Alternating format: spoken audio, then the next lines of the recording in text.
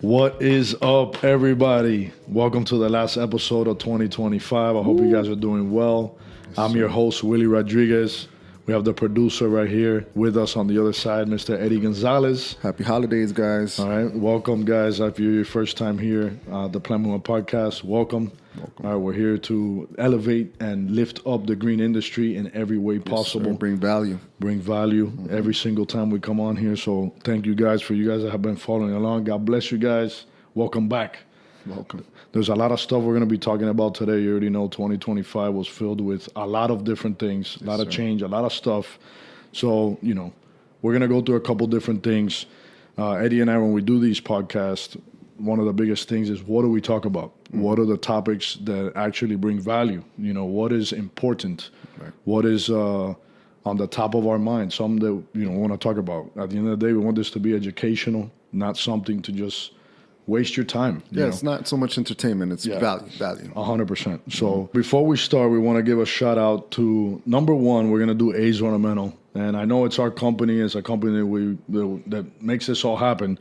Yeah. But it is the company that allows us to sit here and do this. Correct. Okay, the team at A's, all the clients that A's has, all of the things we've been able to perfect and learn gives us the opportunity to sit here. That's where the knowledge comes from. That's where the money comes from to make this possible. So thank you. I thank God for the opportunity at the end of the day, just to be able to be in a position that we are in charge to steward what he has us doing here on earth. And it's a blessing. So thank you, Lord, for that.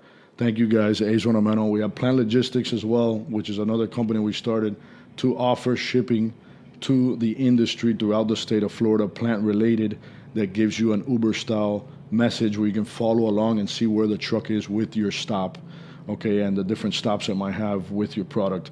So that's another one. The Nursery Growers is a company we started in 2023, right at the end of 2023, which puts a grower in your nursery. That has been game changing right now. Mr. Nils, that company has Pedro Miranda, which is the lead grower, and also Nils, which he is the right-hand man of Pedro. And right now, Nils is outside at our nursery setting it up to start using Plentiful, which is exciting because we're going to be doing inventory management this year, 2026.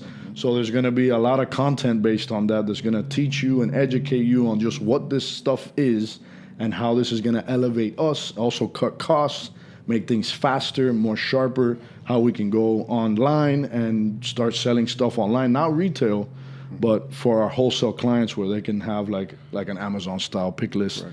It's going to be exciting. So thank God for those boys out here duking it out. Thank you, guys. Also, we want to thank Plant Finder and Plant Ant. You guys over there at Plant Finder, Mr. Lee, man, God bless you. All the support that we have received from Plant Finder has been just monumental. Correct. All the gifts, all of the publicity, all of the advertising space, all of the opportunities at the end of the day. This is something that was created many, many, many years ago. But they are working hard. Okay, they're not in Florida. They're out of state. I believe they're in South Carolina. Yeah, right? Their main office, I believe. Their main office. They are working hard to really bring value for their clients in the industry and make you guys stand out. So they have the book that they ship out monthly, but they also have online platforms called Plant Search. Correct. And they do East Coast and West Coast of the United States. And they also do banners. This is a spot that this is a place that when we interviewed Mr. Lee, the COO of Plant Finder, we talked about their book and their advertising space being more of like an industry leader in advertising everything industry-based, not just plants, because that's what it is. It's nurseries posting up product of plants that they're growing so people that buy plants can buy them, know who's growing them and whatnot. Right. But it's a spot where if you're a realtor, you can post up the nursery that they reached out and said, hey, can you sell my nursery for me? You can post it up here. Correct. If you're an attorney and you want to do closings and you want to, level up in the space, you reach out to them. When it comes out to accounting, all these different things that aren't in the industry, but you can become a niche leader in the industry offering these services. I would be in these places. Right. Plantan as well. We have Catalina that has come through. Oh my gosh, so many different times for us. Plantan is the other plant searching app. We call it the number one plant searching app on the in our phones in the industry. Yeah, because it's the one that we use. It's the easiest one to use. There's not different names. It's a little bit different than Plant Search. Also, when it comes to, and Plant Finder, when it comes to if you want to upload product and you want to jump on for someone that's starting off, that's intimidating with spending money on advertising, they go based by click. So it's a little bit different than Plant Search and Plant Finder, but we advertise them both, and we love you guys, all of you guys, because without you guys, we wouldn't be here. And I just said guys 6 times in a sentence. We're just grateful. We're just grateful. The guests that have come on, we're going to, at the end of the episode, we're going to go through each one. But the guests too, guys, you know, like if you want to come on 2026, this is a spot to pour your heart into the mics. You know, what you have been called to do, called to create, called to just be a part of. We want to talk to you guys. We interview people in this industry that touch the industry, even if you're not 100% in it. One thing I would love to see for this year is nurseries to step up to talk about the topics we're going to be talking about next. Nurseries coming on, because we haven't really had any. The only nurseries we have had on is AJM, Shade Tree Farms. Okay, which Shade Tree Farms is a big field grown nursery up north. AJM is a local nursery, 5 acres, I believe, down here off Chrome Avenue in Homestead in Miami. And we have a few episodes with them, so if you guys want to check those out, very valuable. Very valuable. And then also we had Troy's Tropics, which is the first garden center. Okay. We've had, this is 88, 89 episodes, right? 88, yeah. So if you think about it, this is a nursery business-based podcast that we do not interview nurseries. You know, so it's time for the nurseries to overcome their fear of coming on and come on, because there's a lot of topics that we can talk, you know, amongst each other, record it, give it to you guys that are listening. And what that does is create opportunities and pioneers the future. And that's what we're all about here. No, that's perfect. You're going right into that first, you know, topic that we really, they're encouraging the nurseries and the industry to talk about important topics such as product pricing and also, you know, the elephant in the room, which is, you know, immigration and workers and, you know, that all those important things that don't really get talked about. They don't. There's a lot of places that you can learn things about the industry, but that, like, where do we go to really fix the issues of the industry? There are associations, especially in the state of Florida, like the FNGLA, that I actually sit on the board, and it's a blessing to be on the board. But there are topics that we do not touch, and they do a great job really fighting for our industry behind the scenes with the counties, with the government, with all these different things that the industry faces. But there are topics that aren't spoken about as much as I think that they should be, and put on a pinnacle pedestal for us as the common nursery man. Right. Yeah. So and that's great. And that's what we want to talk about. Willie's also saying, you know, it doesn't necessarily have to be all recorded. You know, our platform is based on, you know, getting the voice out there, but we want to come together as a community. It doesn't have to be recorded. We could literally come and maybe get a good luncheon together with a group of us and really talk about the important things that are going on in the industry that haven't been touched in years. Like, I know we were talking about this recently about, you know, a lot of prices and a lot of things haven't been changed in 40 years. So if you want to continue with that. Yeah, so Eddie doesn't come from the industry, like the industry background, but he's been around it enough, and he's heard and listened to all the conversations that get spoken about here. And we have a very free, open environment here that we do talk about a lot of crazy topics that need to get spoken about. And we come up with solutions. That's what's awesome about it. But one of the big things at the end of the day is how everything has climbed when it comes to the prices of being able to run and operate this you know, your business in this industry, being a plant grower. And then also how the immigration reform has really changed the industry as well. And also we're dealing with how the industry has slowed down from 2023. So 24 was a little slower than 23, maybe around the same. And this is not for everybody, but it is for a big majority. And also this year has slowed down a little bit more with immigration. 2024 was, why did it slow down? Because the economy started slowing down. So you have middle class that they weren't doing landscapes anymore. You know, a very small percentage are still doing it, but they can't. Think about how expensive everything is. So you have middle class that's getting suppressed. Then you have the people that were buying and selling homes. The interest rates went up. People stopped buying and selling homes. There's a lot of houses right now on Zillow and Realtor that have been up for 100 plus days. That wasn't normal just a few years back. So that's holding us back as well. Then you have associations that I would say around 70% of them really don't really care what the plant itself looks like. They just trim it and hack it.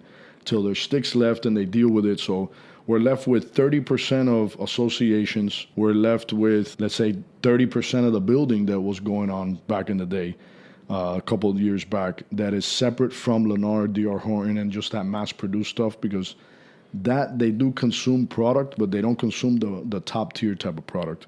And then we're left with, I would say, about 5%, the top 5% of earners here in Florida. Luckily, here, being in Florida, there's a lot of people that fit in that 5% margin. Right. So there is a lot of that. Like, we see a lot of the higher-end landscapers that they haven't slowed down. They're still booked for 3 to 6 months, and they're still doing their thing. Mm-hmm. Same thing with the landscape designers. Those guys, they're booked. They go to sleep thinking about what they're drawing in the morning. Right. So that's a good thing. There is a lot of, opportunity still flowing in the industry, but we're fighting for what's left of the movement. So, and then add immigration and everything that's going on with workers. No, it's crazy. Yeah, when you look at immigration, you look at people that are non-citizens, and I'm going to say non-citizens because if you have a residency or you have a green card or you have a worker's permit, that doesn't seem to matter as much as if you have a citizenship. So we're going to say that. When you look at now 2025, there has been a big shift that has slowed down the industry even more. You got to think about it. If you're a plant nursery listening, your client, which is a landscaper, at the end of the day, even if it's a garden centers are selling to landscapers mostly, right? Large percentage. So the landscaper that consumes most of all of the product that's sold in the state of Florida, they are getting hit with the labor force and all the negative stuff that has to, that comes with that. Guys are working, they're getting pulled over, they're getting taken just because they don't have their ID, or maybe they have their ID, but the guy says, hey, I don't care, you're coming with me. And then from there, it's a process. So that is very intimidating. I personally know a few people that are out, and I also know a few people that are going to be out because they had 40 guys that they took massive amounts of them, and they have payments and trucks and new things and properties that they can't afford. Mm-hmm. So when you have $50K in debt a month and you're not making the $250 or $300 you were doing, it's hard to pay the $50. It's hard to maintain. So then you got to go get a credit line and then do the credit line. How can you even do that? Because when you don't have money, the banks don't lend. So it becomes like a domino effect of just chaos. I can talk about this topic. Another thing is how everything has gone up minus the, let's say, labor pay. Mm-hmm. When it comes to our side of the industry. You got landscaping, they pay a little bit more. They start at that 18, 20, 25 bucks an hour, depending on what you're doing. Construction's up there starting around 25 as well. When you look at agriculture, guys, our numbers on the wholesale side, especially down here in South Florida, are very slim, right? Like, our pricing is pretty close to where it's been for the past 40 years. We've been able to offer different services through A's that allows us to compete with the northern counties that they charge more for their products. But we have to really put our butt cheeks on the line, okay, to be able to do all of these things. You think about, like, I go to bed at night and I just say a prayer because in the morning I'm going to have 6 trucks on the road. When at midnight they start turning on the trucks. So there's a lot of liability, a lot of risk involved to be able to move volume of product to then turn and make some type of profit to be able to pay everybody a little bit more. Yeah. One of the biggest things has been how Ron DeSantis has shifted the minimum wage from $10.25 and every year, finishing this year, coming up 2026 in September, will be the last click up, which is $1 a year. Right. I'm on both sides of the stick, Eddie. I'm not going to lie. Right. One, as a business owner, we suffer, right? In the sense of that dollar raise, we employ 60 people. That dollar raise costs $250K. Right, because we give the dollar raise across the board. Because we do start people off at minimum wage, which is currently 14, and then from there, you can't just pay this guy another dollar, and the foreman not receive the dollar. So now the employee, the laborer that's underneath him is making, almost what he's making. Right. No, so we click up everybody $1. That costs $250,000 more a year. How do you get that $250,000 more a year? Just for that dollar, you have to sell about $700,000 more to be able to sell that inventory or buy it and flip it, and then make a profit. And with that profit, you pay the employees the $250. Right. That's $1 raise. That's not a $5 raise. That's not has nothing to do with anything else. And this is year over year. So since it started, we're already at $1 million more a year. Okay, which means we got to sell $3 million more versus when it fired up and started. to be able to not dip into straight profits and pay people out of the profits, right? But we walk by faith and not by sight. So when the dollar clicks up and payroll now goes up X amount of thousands, 20 bands or whatever it is, 15 bands for that 2 weeks, like I said, I'm going to do what's right because I'm on both sides of the stick, and God will provide at the end of the day. So now, do I think $14 is fair? Negative. I did a Google search based off what inflation was when this started, okay, versus to where it is right now. And in the state of Florida, minimum wage should be to battle inflation, to battle rents, to battle what food costs. Lunch costs $20. Right. It should be $26 an hour. So I feel for the single mom that works $14-15 an hour out here in agriculture that now has to feed her child. Bro, it's rough, dude. Not easy, man. It's rough. How do you save up for this? How do you save up for that? It takes a while to get things done. Yes, I know everybody has a choice. I get that. But at the end of the day, I don't think it's fair. It's not. Okay, $18-20 an hour, I would love to start people off at. But the only way we can do that is if we bring more money. Of course. So the only way to be able to make more money as a business owner is to either offer services that you can collect money for or raise the price of your product. So these are things that I think about all the time, right? And I want to open the topic of conversation where this can be a free space for us to figure this out. Right. At the end of the day, you know, we're going to break the ice. We're going to do it. We're going to talk about it because the places I get to go, the hands I get to shake, these topics aren't really spoken about, and it's not something that is a priority for a lot of people. I see that, you know, I think about how do we even get to this position, you know? How do we get here? You think about just the past 50 years of people just figuring it out, you know, sweeping things under the rug that shouldn't be swept. You know, so it's like, it's not fair to us. Right. But what I love about it, because we're not going to sit here and cry. We're not simps over here. We're going to be like, you know what? This is fire. We get to pioneer what the future looks like in this industry. Yes. Thank you, Lord. Yes. So that's exactly what we're going to do. And that's why we're here talking about it. Yeah. And, you know, you go to think about it, and everything has so much effect on this industry because you're the workforce and also the way properties are around here, the prices, how much they're going up, and it doesn't seem like there's more money coming in. It seems like everything is slowing down, and then you get all the values of everything here, especially in the Redlands, the motherland of the green industry. Let's just say everything is just going up so much that how do you really sustain, or like how do you maintain that? It just seems like the industry is really going towards a big slope down. Oh yeah, you know? There's a huge thing. It's perfect because it kind of goes into what you were showing me a little earlier. I have a lease contract here on the desk. I'm going to talk to you guys about crazy. now. But look, let's talk about that real quick. Right now, the industry is in a point that there is a saturation. So there's too much product. There's not enough movement. Yeah. So right now you have a lot of people that started up over the past 5 years. Okay, they don't know what this is like. Okay, I've been operating my own place for 15 years. It'll be 16 years in this year coming up. I've seen different things. Also coming from a past of a family that grew and lost it all. So my knowledge of just expertise of how things look like when it's ugly is very strong. I'm very fortunate to have seen that and lived through that. So right now the market's saturated. So what happens? There's people giving stuff away. Literally, there's people, they come here, they'll offer us green iron for $2.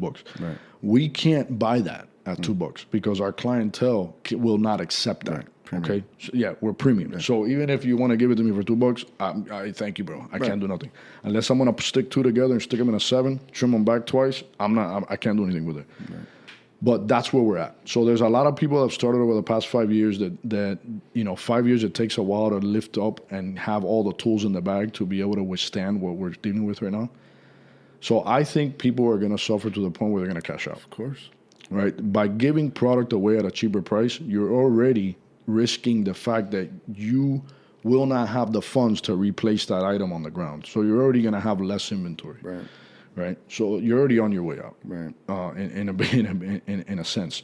So yeah, there's a fine line there. I see people slowing down to the point where, hey, we're just going to cash out or I'm going to go get a job. I know a lot of people like that right now. Small nurseries, they have 2-3 acres. They go get a job, the owner, just to be able to survive. Yeah. So I see that really changing the market, and it's going to leave people that are in a position that were better prepared.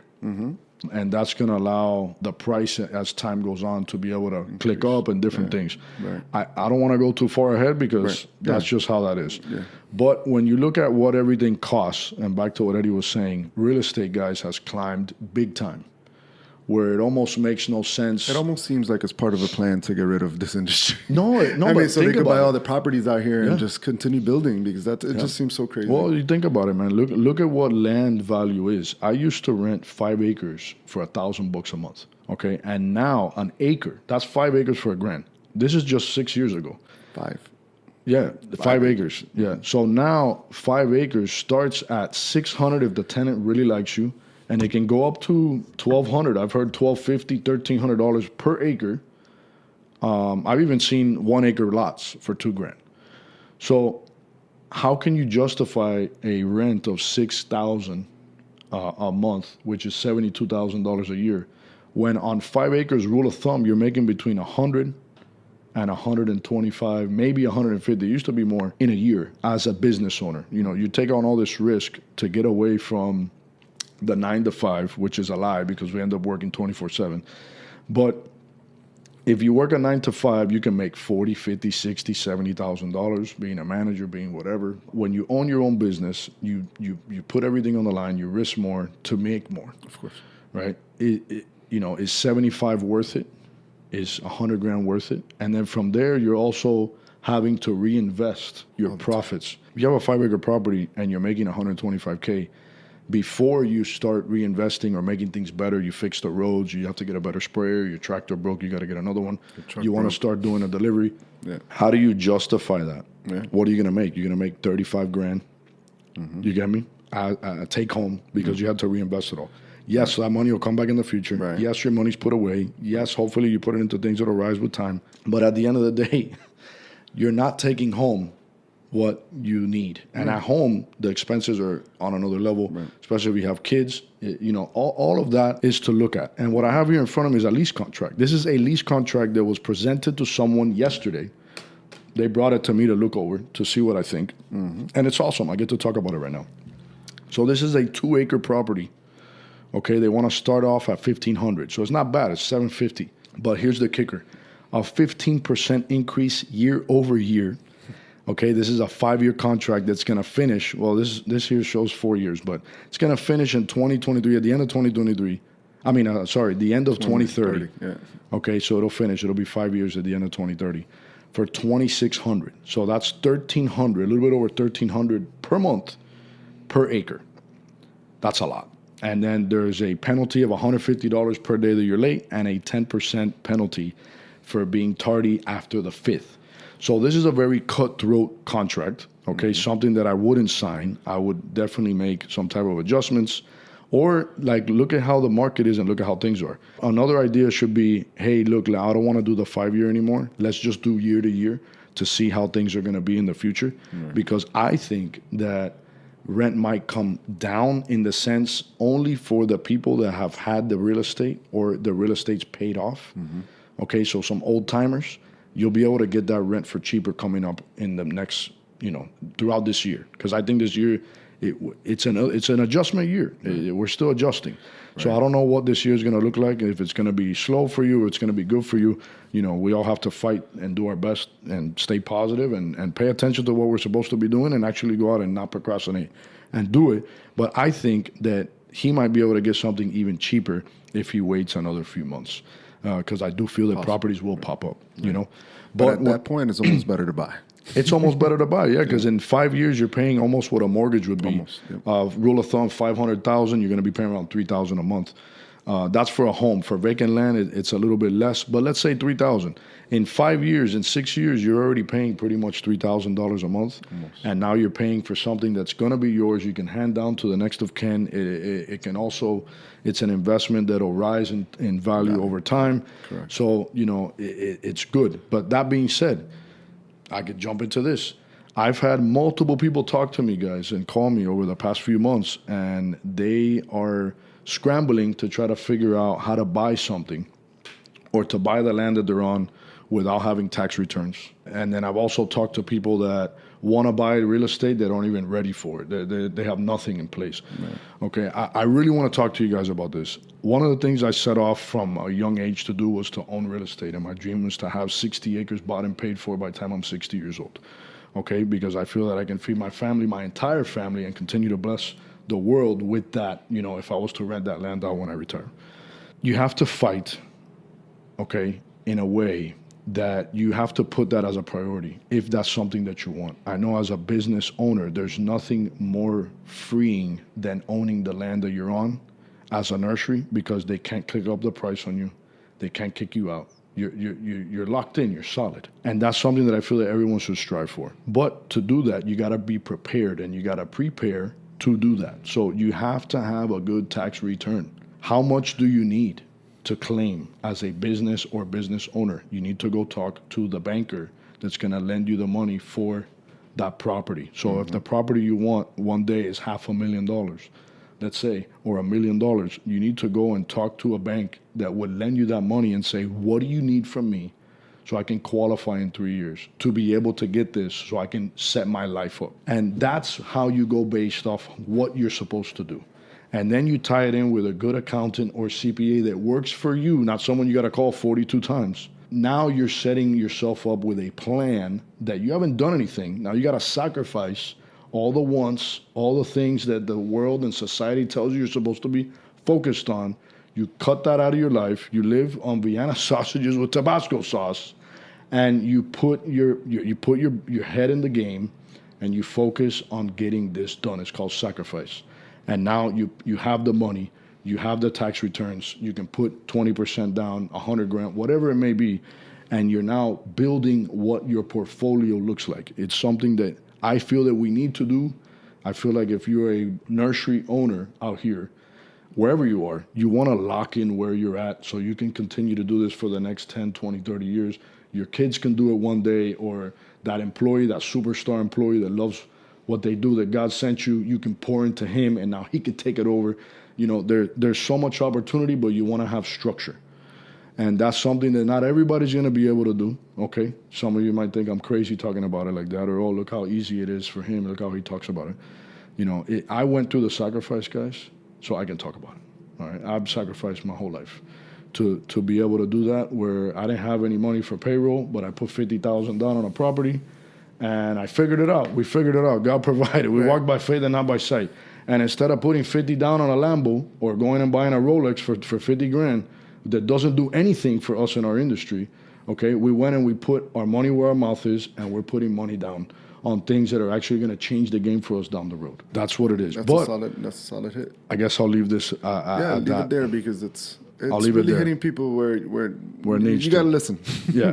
Pay attention. Just pay attention to what Willie's saying, because there's value in that. Yeah. And if you're really trying to get somewhere in life and set your future up, it's not a game.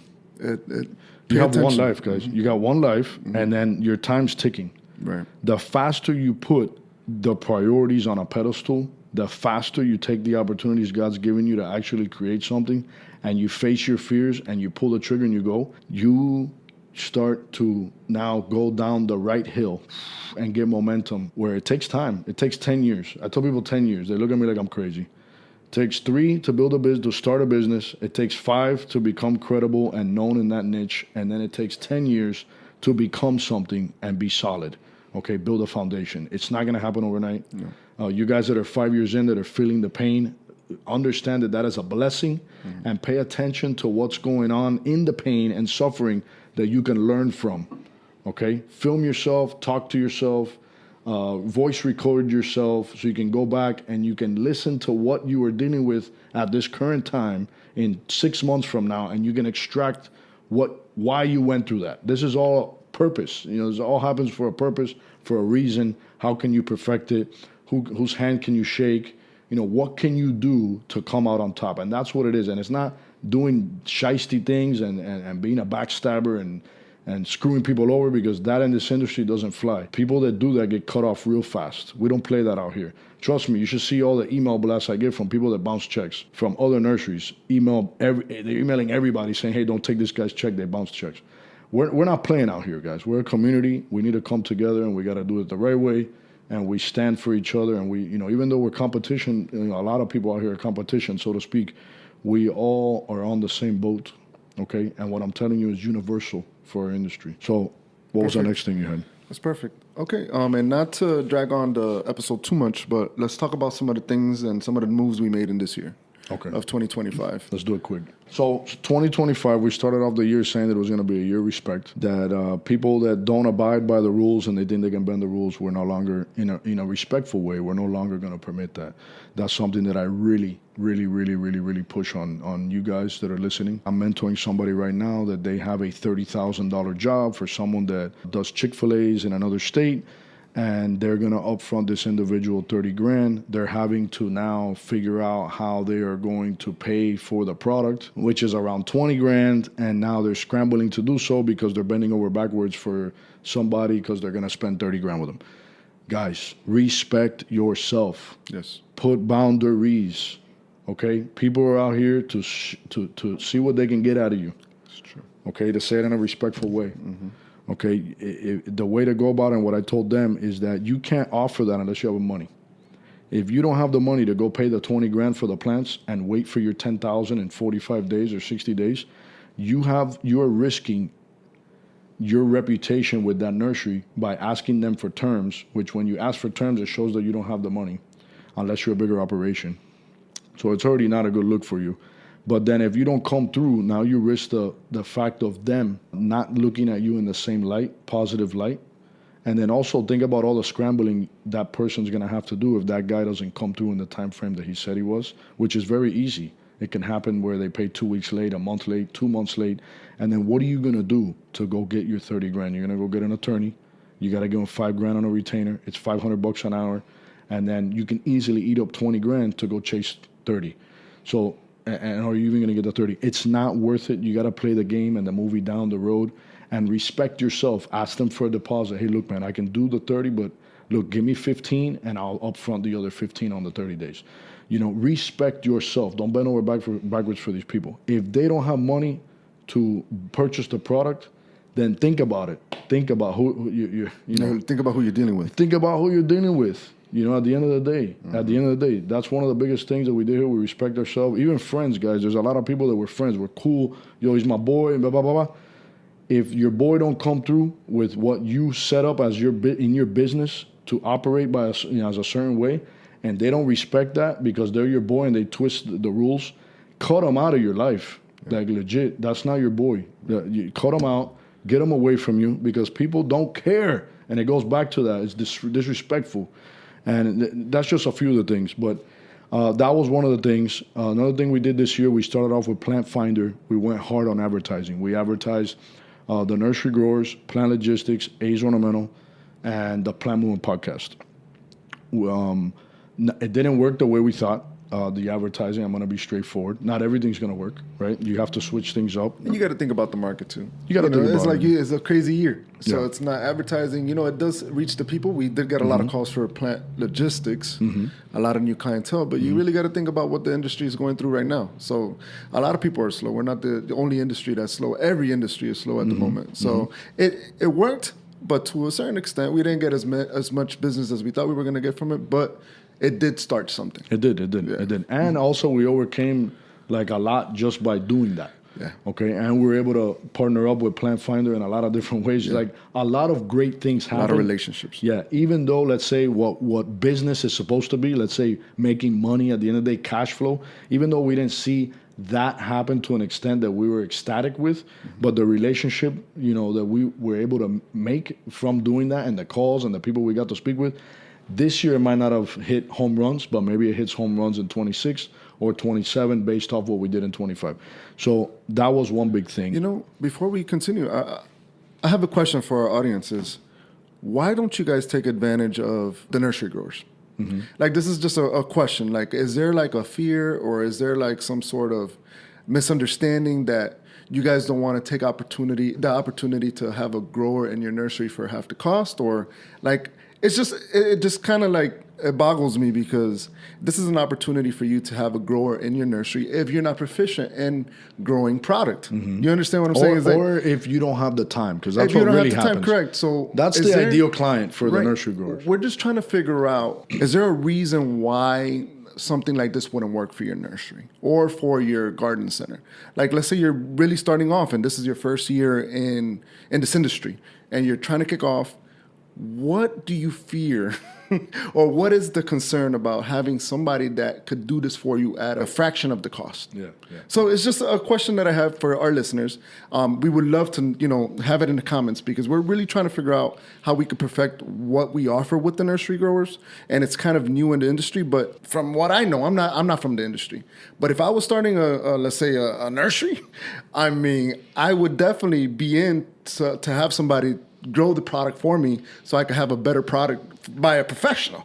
I mean, you really got to think about it. This is a guy that's been in the industry for 25 years. So I'm just saying, it's just a question. If you guys could leave it in the comments, we would love to perfect what we're actually trying to do with the nursery growers and actually give us a call so you could find out a little bit more of what they do offer so you guys could see how this could potentially benefit your business in the future. Yeah, very well said. Yeah. It's all about building confidence, Right. Where you're holding someone accountable to make sure that happens, Right. and then like what you need to happen actually happens, and then also it's time savings. Right.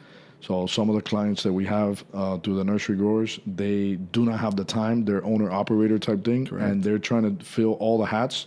So they're limited on what they can do on growing the company because they're having to deal with all the watering and all the spraying and all the different things that a grower should have to deal with. Right. So it does get to a point where you can't be owner-operator to actually level up. You have to give hats to different people so they can help you the business grow, and now you become a team leader. You learn and you grow from it. You evolve, but that's a big thing, and people are scared of it. Yeah. But very well said. Sorry, I just wanted to ask that. Very well said. Yeah. Other things we did this year, 2025, is we went on sale in June and July. Those are the slowest months for us down here, and these months were brutal. They were brutal for us. We were filling up 20 acres. We had a lot of money coming out. We needed a lot of money that wasn't coming in, and it was brutal. Yeah. So what we did was a 20% sale on the items that we are currently adjusting on because we had too much of that because of the market slowed down. So we had 50,000 of an item, 80,000 of another item, 25,000 of another item. So what we did was we put the items on sale, but what we did on top of the 20%, because 20% is enticing, but not really. What was really enticing, that we took on a lot of risk, but I felt that it was very needed, is we offered 90-day pickup terms. So you pay down, so we get the cash flow we need today, and then we maintain the items and grow them for you for the next up to 90 days for all the projects that you had, or if you're a garden center, whatever you felt that you were going to sell. And what that did was take away the risk of you having to now take these items day one when you pay for them, put them somewhere. But then also what it did was there's a lot of landscape companies that they needed to meet spec on things. So by us holding the product, they were able to lower their costs because they didn't have to go up to the next size to reach that spec because stuff was small during that time. So they got to have the smaller pot size, meet spec in 90 days, and it was home run derby. And we were able to meet a lot of people, a lot of connections, people from the podcast, people from Instagram, our clients, people from PlantApp, from Plant Finder.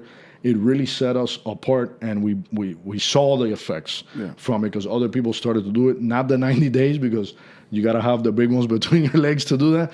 But since we have the right people on staff and on board that we can hold accountable to make sure everything's done properly, the risk was minimal for us, the way we operate here. So that was good. We did that. The other thing we did was there was massive and monumental was the Clusia giveaway. Okay, the Clusia giveaway was something that it was going to cost around $120,000 to $150,000 to clear out 6 acres of unsold Clusias in 15 and 25 gallon that were root bound. That the market slowed down. The times that they were ready to sell, they actually got a bacteria, they got a fungus, the leaves got marks on them. We cannot sell that to our clients. We're having to go buy product all over town to be able to fulfill our orders, but it was good because we got to move a lot of people's product. The biggest thing I learned from the Clusia giveaway was that we never grew those items for us. We never grew those items for our gain. the way that we normally see gains. And that's one thing that through prayer and through my time with God in the morning, I'm trying to figure out why this is happening. You know, why are we having to give away over 5,000 plants? Which ended up being the best way possible to do it because there was no upfront cost to throw them away. And we only spent around 15 grand in labor to 20 grand in labor to be able to load everything. We cleared out 6 acres in 7 days. But that's what it was. And it was also very beneficial. You got your land back. No, we got the land back. Grow your product correctly. Yeah, we got our land back. There was a lot of positives. Yeah, a lot of advertising, just a lot of positivity. But at the end of the day, we grew those plants so God can bless those that needed it during that time.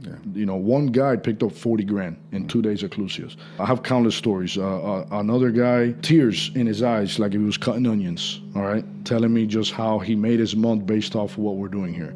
You know, I know that there was some negativity out here just based off of, it wasn't fake news. just based off of, you know, we heard a few comments of all these people are screwing up the market. They're giving everything away. They're giving these items away. And I lost my sale because of it. You know, at the end of the day, these plants were... And we're sorry. Yeah, but at the end of the day, it wasn't plants, the intention. They were B grade. So if you're trading fire product to now go do an install to make more money off B grade items, you're doing it incorrect and you're going to crash into the wall. So that's what I have to say with that. But it was great. It was nothing but blessings, abundant blessings, and it was just amazing. We got to meet a lot of people. We had people that we never thought would be, you know, just associated with us. We had guys giving out. They were coming, picking up 10 grand worth of Clusia. They were giving out $100 bills to everybody. 100 for you, 100 for you, 100 for you as a tip. Because they pick up 10 grand and they give out $800 in tip. You know, they picked up the plants for $800. No, and these guys worked hard, man. They hard. Loaded up these guys fast. And we're sorry if we couldn't get it to everybody. And Allie in the office was jam-packed. She had a full list of people that are waiting in line. People waiting here from the day before. I know, it was crazy. People staying from 1 a.m. But like look at the positive. Another positive thing. Allie got thrown into that seat. Allie's a young girl that works here. She's 19 years old. Okay, she started off very quiet, very timid, and not talking to nobody. Very just like trying to figure out what's going on over here. She answers the phones here at the office, and she didn't want that. She didn't want to do that. She's like, no, I don't want to answer the phones. I don't want to do that. I'm like, cool, okay. So when it came time to do the Clusia giveaway, there was no choice. She had no choice. So she did that, and she grew from that so much that today she answers the phone with so much confidence.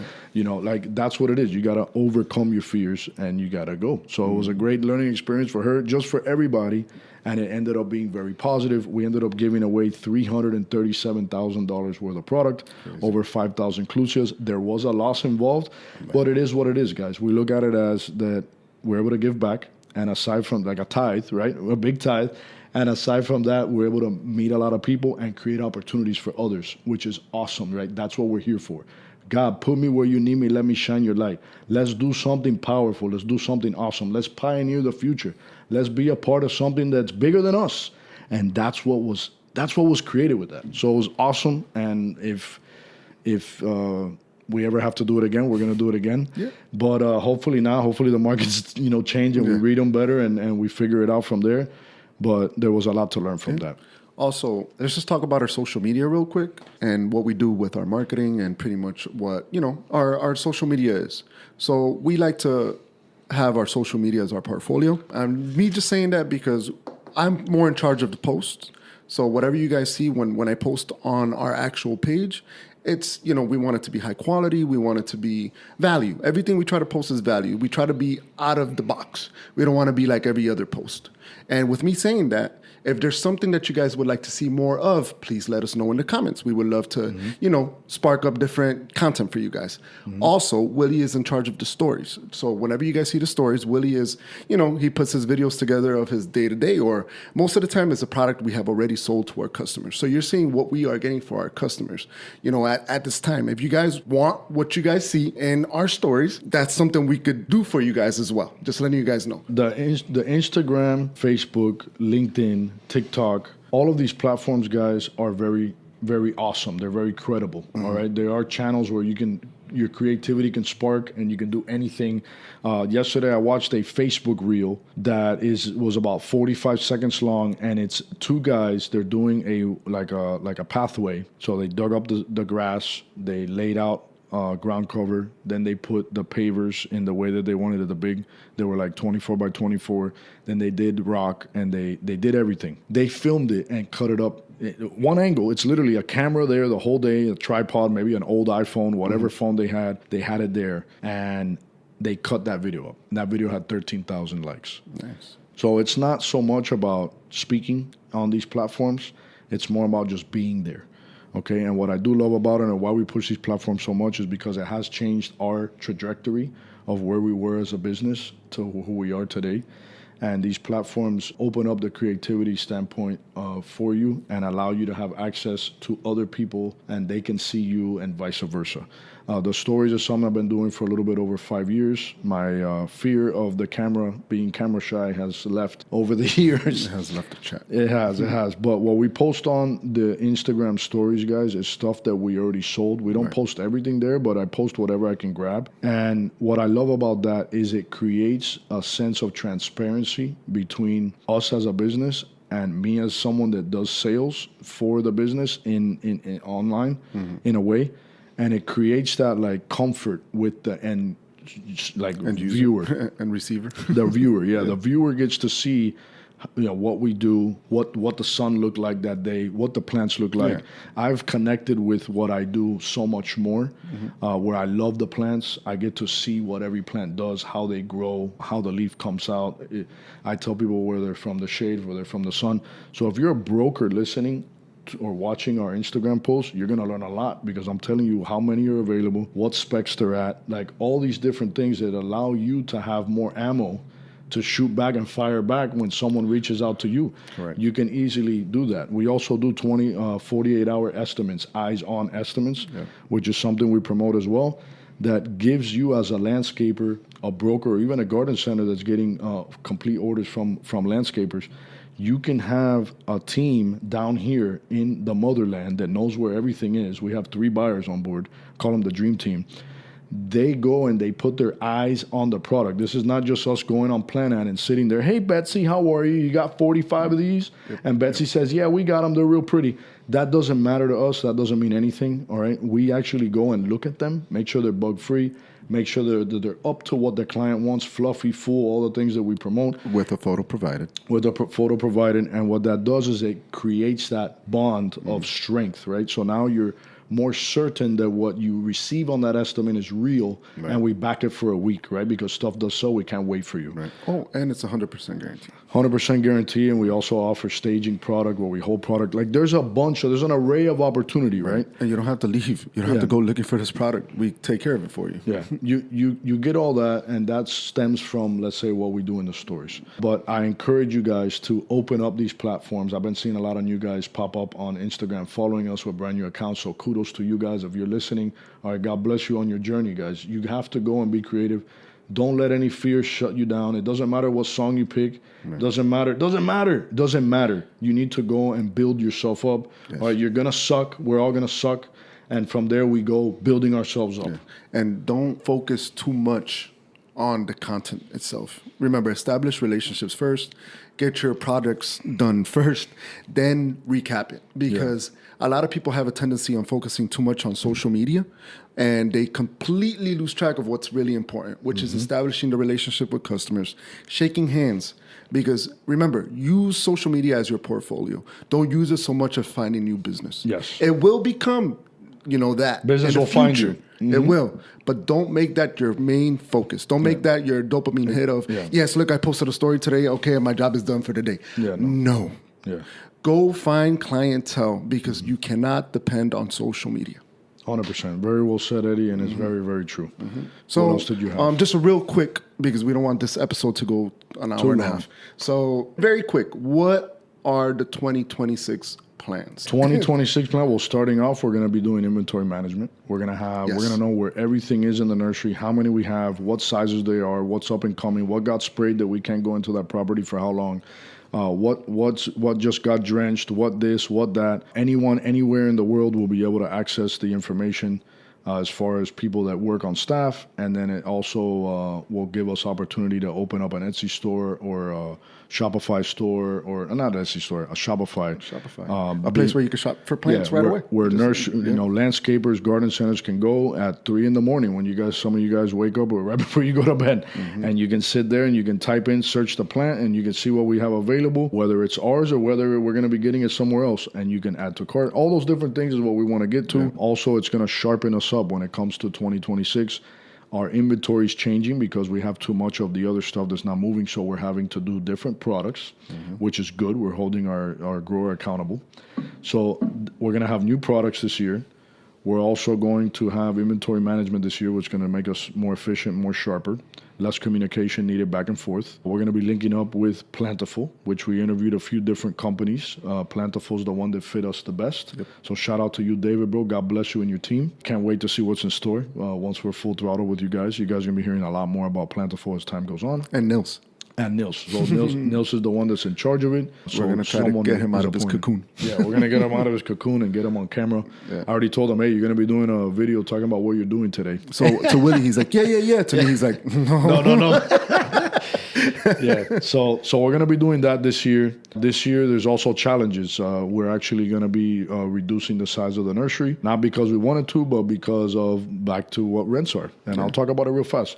Real quick. We have one property. I'm not going to say which one, but you guys will find out shortly. No, and it's also not, sorry, I don't mean to cut you off, but it's not, it's because it will make more sense for the business. Yeah, 100%. Yeah, it's not, you're cutting back because it just makes sense for the business. Yeah, it makes sense. You're not reducing because you want to know, but because it actually makes the most sense when it comes to your pocket. Yeah, 100%. No, it comes to the business pocket, and it's a rented piece of property that the owners are going to sell. The value of the property is worth way more than what we can ever make off of the property. Therefore, if we still rent 26 acres, no, we rent 31 acres. So this property is a 5-acre property we're going to be giving back in April. What they are selling it for, because it has 4 buildable lots, we can go buy another 20-acre piece of property instead of 5. So it makes more sense that if we're going to have 26 acres left over and we have $2 million, because that's what they want for it, if we have $2 million to spend, or we want to get into $2 million more of debt, we can go and buy a 20-acre piece of property that we can now reduce the amount of properties that are rented, consolidate onto land, back to land that is ours, that no one can touch or kick us out of. Therefore, now we're in a better position, and it's a better place to put $2 million versus just putting it on 5 acres. We're not builders. We're plant people. So we have to focus on that. So that's one thing that's happening. We're actually going to be reducing by 5 acres, which isn't a huge thing. It's actually a blessing. It's a blessing. You know, I prayed about it a lot when I got hit with the info. You know, it could be a bummer. It sucks. We got to move. All this stuff. Yeah, I get it. But it's always a blessing. It's always a blessing, okay? So we're going to be sharper for 2026, and in 27, we're going to show up, you already know. All right, so let's finish up the episode. We're going to do a quick little recap of the episodes we did in 2025, and I want you just to give us all of the guests. Yeah, we just want a little highlight, or, you know, what value did you get from each episode that we recorded in 2025? And you guys can be guests for 2026. And we hope that you guys decide to. 100%. We're always looking So let's start with episode 70. We had Mr. Jungle Soulflow. What you get? What value did you get from that episode? What I got from the value from him is a young kid that wasn't raised in the industry but was infatuated with plants and design and turned his business in just a few short years into something that he can do anywhere in the world. He doesn't have to be stationary in Miami, which is something we talk about all the time. We love nature. We love traveling. Being here in Miami is a rat race. You got to work hard to have a house, to have a car, to put your kids in good schools, and then that's it. You become a slave to that lifestyle. And life's not about that. You're not supposed to be a slave. So that's what I loved about him the most. Yeah. And coincidentally, I'm just going through our YouTube, and it's TPIE 2025 right after Jungle Soulflow. Yeah. So TPIE 2025, fantastic. Check out that video, and we will be there this year. 26. I think it's the 20th or 21st, 22nd. Don't quote me, but it's in the Fort Lauderdale Fort Lauderdale Convention Center, I think it's called. Something like that. And that's where it is. That's put together by the FNGLA. Okay, episode 71 featuring Miss Martha Vega, and this is in regards to immigration. Yeah, man, Martha Vega, I'm going to say it again. She was sent to us. She's an angel that was sent to the industry to really eradicate and fix people's lives. Right. We already know how immigration is out here. We say 60 to 80% of people that work in the labor force in the nursery industry are non-citizens. So that means there's a lot of paperwork for Miss Martha to be able to do and level people up. I'm an advocate of over about 15 to 18 people that I have spoken with that Martha Vega has come through for them in ways that no one else could. And she's an angel. So thank you, Martha. Te queremos mucho. So we're going to go ahead and skip episode 72 because it's our recap for, I'm sorry, 24. It wasn't a recap. It was actually our, setting up what our plans were for 2025. So if you guys want to check that out and see what we're talking about today and compare it to episode 72, that'll be a wonderful opportunity for you guys. So episode 73 was featuring Emprise Agroware. Yeah, Emprise Agroware was like Plentiful, a company that does inventory management, shipping, and all of that. Awesome. The value that those guys bring is on another level. We did do interviews with them, and they are, I don't want to say costly, and I don't want to leave it like that we didn't go with them because of the cost. We ended up not going with them because they offer way more than what we need. We only needed about 5 to 10% of what they offer. They're catering more people that, let's say, even have stuff in Lowe's and Home Depot. So if you're a company or you work for a company or you know somebody that has a big company in the industry that does ship to places like that, or let's say even Amazon, and you have a big nursery, these guys are very good. Awesome. Emprise. Yeah. Episode 74 was featuring TRMG, an insurance company. TRMG was awesome. We got to speak with the owner, the old owner, because he sold the company now. But he did 40 years Mr. as Bob. a niche. Yeah, Mr. Bob. So Mr. Bob did a 40-year niche of coming out here and reaching out to the biggest nurseries and saying, hey, you don't have this liability insurance? Hey, you don't have this, or you do? Let me quote you. Let me beat them. And by doing that, he ended up meeting a lot of the big guys in this industry back in the day that are, some of them they're still clients today for the firm that he sold, or the agency he sold. Right. But he built himself up in a niche in the industry, not being from the industry, but he took the reins and he did that. And then my cousin actually works for them now, for the company that purchased TRMG. And we got to reach out, we got to listen to him as an agent. Yeah, great episode. Great episode. Episode 75 was featuring Keyscapes, Mr. Efren. Yeah, Efren is a young, he's the pinnacle young entrepreneur that wants to grow. He wants to become a leader. And he's a landscaper. He's a landscaper. He does hardscape, landscape, but he's using the best stuff. He's coming through in the best ways. He's really looking at it from a godly standpoint on how to really supply his customers and do good business and be a great boss and a great husband. And I really, really like him, man. We like him, man. He's young and hungry. He's really trying to level up in this industry. No, level up, and I feel like he's leveled up so much already. It's just staying consistent with that level up and not letting it get to your head and making the right moves with the money you make. You guys that are actually making money, you have choices to make with that money. And I hope and pray you make the right one. And a lot of it is reinvesting into things that don't fulfill that gratification void at the moment. And actually, I remember he mentioned to us that based on our Instagram, I remember he said he went out and bought a Tesla as well. Yeah, he bought a Tesla and a camera. Yeah, and a camera. So which is good. That means we're pushing people in the right way. Yeah. We have episode 76 featuring Boca Landscape. Our buddy. Boca Landscape, Alberti. He came on that one and he talked about his testimony because he did come on another episode.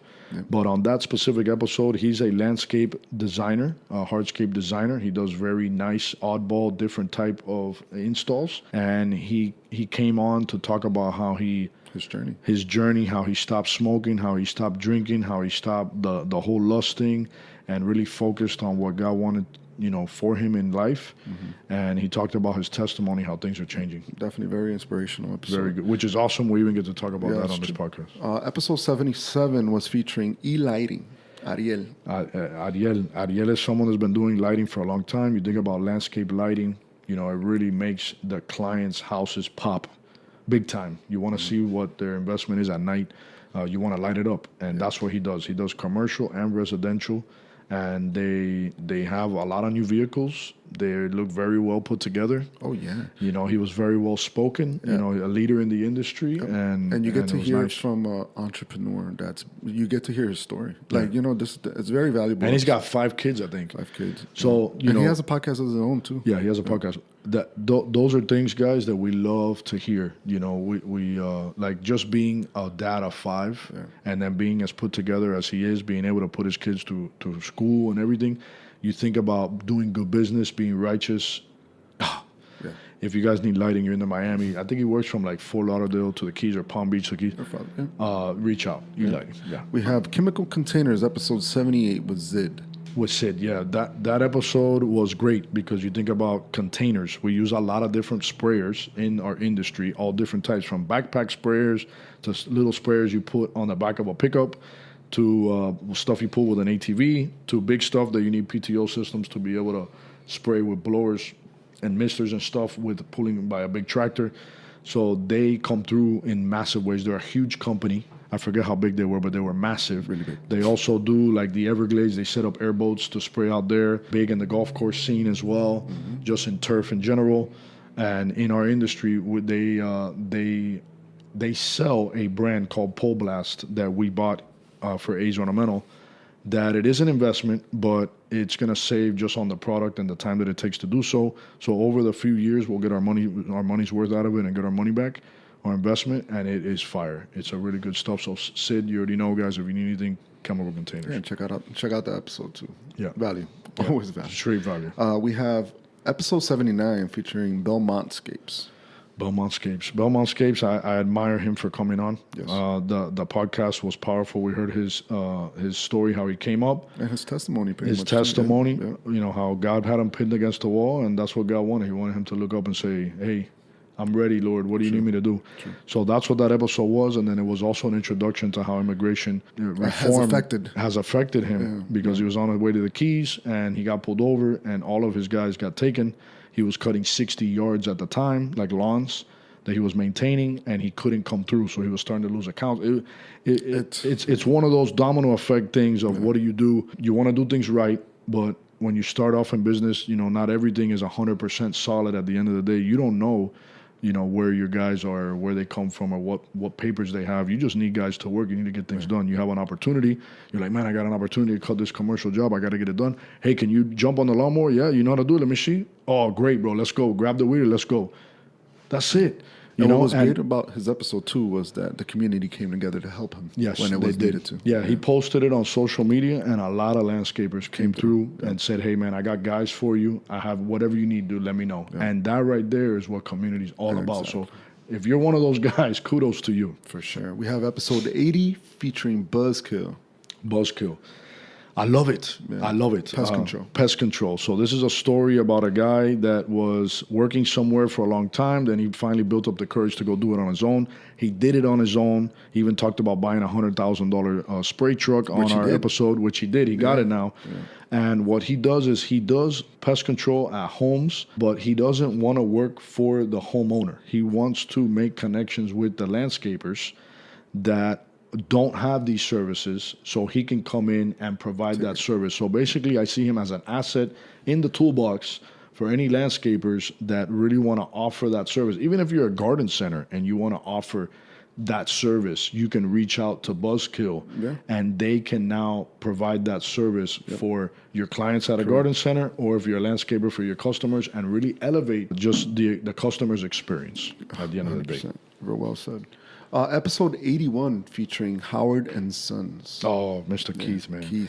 Keith, I see as a very driven individual, comes from a landscape dad background that still has a landscape company, but he's a firefighter. So I tell him that he's an angel out there doing great work because he's saving lives, bro. I love that. But aside from that, when he's off, he wants to become a liner king. He wants to be another grower of liners, which I commend because it's hard to do starter plants. There's a lot of trickery when it comes to how much water, how many seconds, what humidity, and all of that to be able to germinate plants and seed, to start them off. What root enhancers do you use? All of these different things that he's learning. And what I love about him is that God told me to pour into him. So we have him doing Radamacheras for us, Confederate Jasmine for us, lipstick palms for us, lady palm seeds for us. And it's nice because it's not a lot of risk on our end, but like I tell him, dude, just learn, keep learning, keep learning. Right. And what that's going to do for him is really create something for him. And the industry needs more good liner growers. Right. People that don't just do it to sell, but people that do it because they're proud. Right. So we need proud individuals in the industry that are young. He's only 24, I believe, 23, 24. And if he becomes a premier grower, which he is, he's not using the nursery growers, but since he is, he's getting a lot of advice from Pedro, which is awesome. Right. He comes here, Pedro tells him, look, do this, do that. They go over there, him and Nils, and they talk to him about what to do, what's next, and how to do it. So if you guys need liners, you already know. He's an up-and-coming liner guy, does not have the knowledge of someone that's been doing it for 20, 30 years, but what he has is the grit to go after it and figure it out. Oh, yeah. And I love that. He's young, hungry, and a man of faith. 100%. So and his episode's fantastic. Fire. A lot of value in there. Yeah. Number 82, episode 82, was a recap of Alberti's seminar, his first seminar that he put on, and wow, that was a great episode as well. Yeah, it's overcoming fear is what it is. That's what that episode was. The limiting belief that we all feel that we have, that we can't do that, or we don't know how to do that. How are we going to do that? Basically, he wanted more out of life. He wants to walk in his purpose. So by praying and by doing those things, God presented to him a mentor. That mentor pushed him and said, hey, if you're going to be one of my mentorees, you have to put on a summit where you're speaking about a topic, because you got to overcome yourself, all your fears. You got to overcome these things. You got to see that you can do it. Yeah. So God placed that person in his life, like a Nathan, to hold him accountable on what he was praying for, to grow. And he ended up doing the Landscape Leadership Summit. He had multiple people speak on stage. He put the whole thing together himself. He spent $5,000 out of his pocket at the end of the day because people bought tickets, but he didn't have enough. So he ended up spending $5,000 out of his pocket, which was pretty much what he had at the moment. And the summit went incredible. And later that night, someone zelled him $5,000 as a thank you for putting this on. And they had no clue that that's how much he needed, because that's how much he spent. And God provided everything for him. So there's just so much to learn from that episode. That is a very empowering, uplifting episode that is very transparent on how God moves in our lives. And we talk about that more freely, faith-based, right here on this podcast, just because I will not be here if it wasn't for the man upstairs. Right. So I'm going through our YouTube, and again, I come across another video we put together for the landscape show. So this was the 2025 landscape show. If you guys want to have a little recap of how we interview people there, what we see at the landscape show, go check it out on our YouTube. It is a lot of seeing what goes behind the landscape show and some of the people that are there selling their product. Yeah, the landscape show is a bunch of vendors. They come together to showcase what they have. Hundreds and hundreds and hundreds of vendors. And people go walk and they meet and greet, and it's very, very good.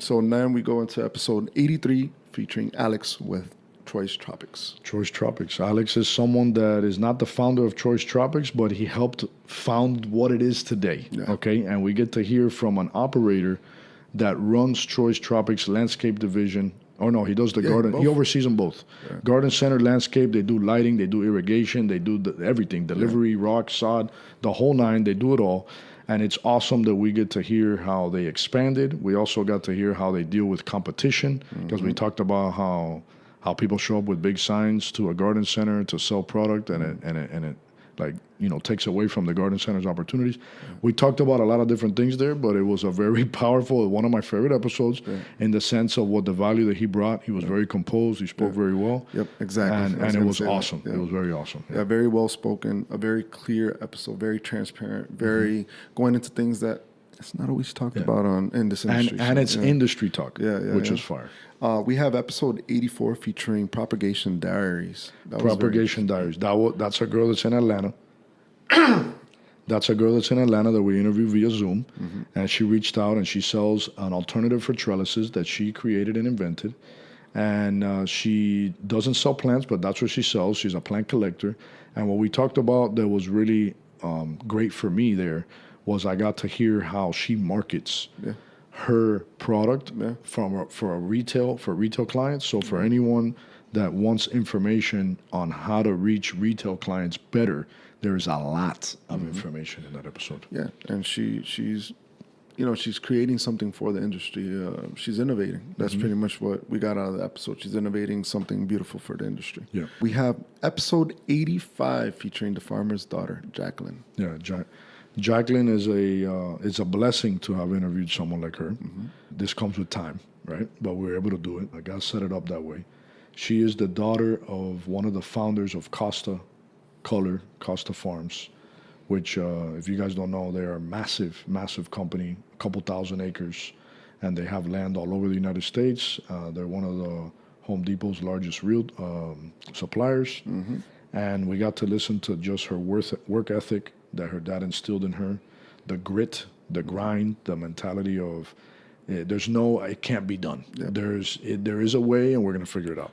And she's just very sharp. It was very nice to speak with her. It was fun. I got to crack jokes, and it was great. We loved that, and she gave us pots and a bunch of stuff that our plants are in. And her journey from China back to retiring, and all the great things she gave us. Jumpers, because she makes jumpsuits, and for our girls, for our ladies in our lives, and our pots.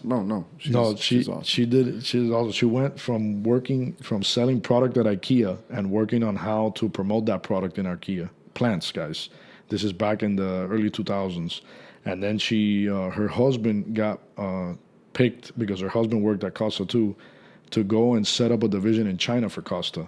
So he left to go do that. She then went with him. They were there for about 10 or 12 years. They had kids there. Okay, then she came back, retired, and the next day that she retired, she came back from the gym, dropped her kids off at school, all that, and she sat down and said, I need to do something. So very powerful episode. Very inspirational. Daughter came to life. Yes, sir. So episode 86 featuring Greenworks and electric power equipment. Greenworks is another one. A very blessed opportunity to interview them. They are the largest in the nation for electric lawn equipment. So a blessing to be able to speak with two of their sales reps. And we learned a lot, man. You think about electric, it's something that's taboo in our industry. Everyone wants a Dixie chopper. They want something else. For us, ever since we got the Tesla, we see just how efficient these electric vehicles are, in the sense that they require zero maintenance other than tires, and just how cost effective they are, and a great alternative. They're powerful. They're everything that you want, but you don't know that you want it because you don't have it. That is very true. Very well said. A lot of people don't understand, but it's okay. But we plan on getting one, and you're going to see more content. Nursery's using electric lawn equipment. Yeah, we have something coming up with them, so we're going to have a demo here at the office, and I think your guys will definitely. We got to find a big patch of grass. Yeah, so. Our last episode of the year with a guest, which is episode 87, featuring Toledo Ironworks. Mr. Brian. So we interviewed Brian. He's a fourth generation blacksmith, basically. They weld, they do iron, they do work with aluminum, metal, copper, different things, and they've worked their way up. The grandfather started off doing the rebars on the windows on the houses, decorative, and also entryways for homes. And then, you just hear the story of how each generation grabbed it by the reins and put their own tweak, their own love, their own passion into it.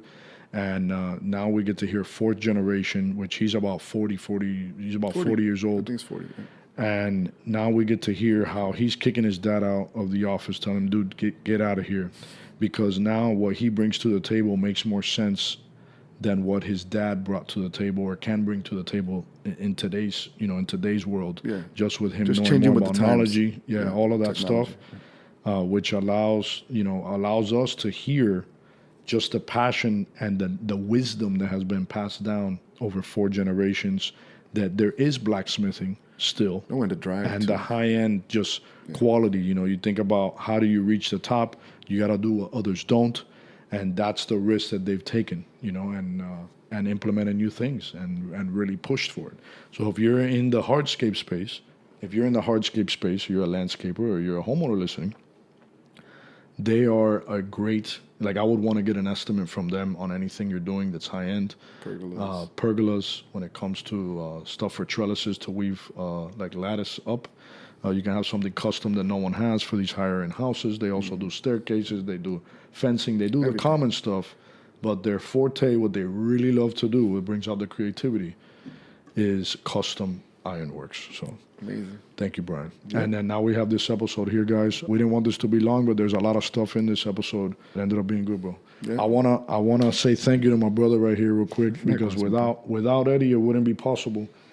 Just the whole podcast, you know, I feel so blessed to be just here with you, bro. I love you, dog. Likewise, bro. To another year, 2026. I love you, bro. 2026. We're gonna continue to push. We're gonna continue to fight. Yeah. I want you guys to know that regardless of what you're put up against, it's all a challenge. It's all a challenge, and it's about your growth, your mental and spiritual growth as a person in wherever chair you sit in life. Mm-hmm. Okay, whether you're weeding plants right now, listening to us, or you're running a $40 million, $100 million company, listening to us, you have to be humbled and blessed.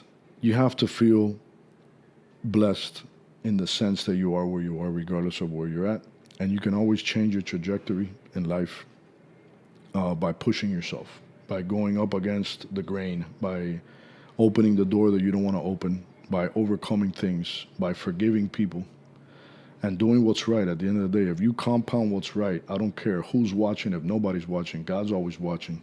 And at the end of the day, what you do behind closed doors puts you in front of the next door. Okay? And I pray for this industry. I pray for it every single night. And we're going to continue to go. 2026 doesn't know what's coming, but we know it's a huge tsunami of just everything, and we're going to soak it up, and we're going to push, and we're going to give it to you guys. We're here for a reason. This isn't a waste of time. Right. We didn't waste your time today.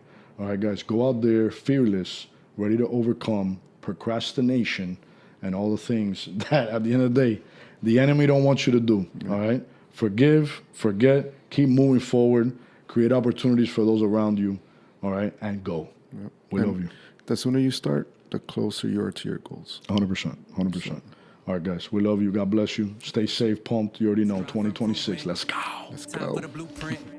Minds to elevate, thrive, and demonstrate, planting a movement. Sow the seeds, educate the flourish, building up the team. Our network with purpose, industry is green. Only scratch the surface, know this call is deep. Nobody gonna work us. Yeah, we chasing greatness, trying to give the code. Moving up with patience, foundation stone. Doing what it takes, we're here to break the mold. This for anyone who wanna level up. Let's grow.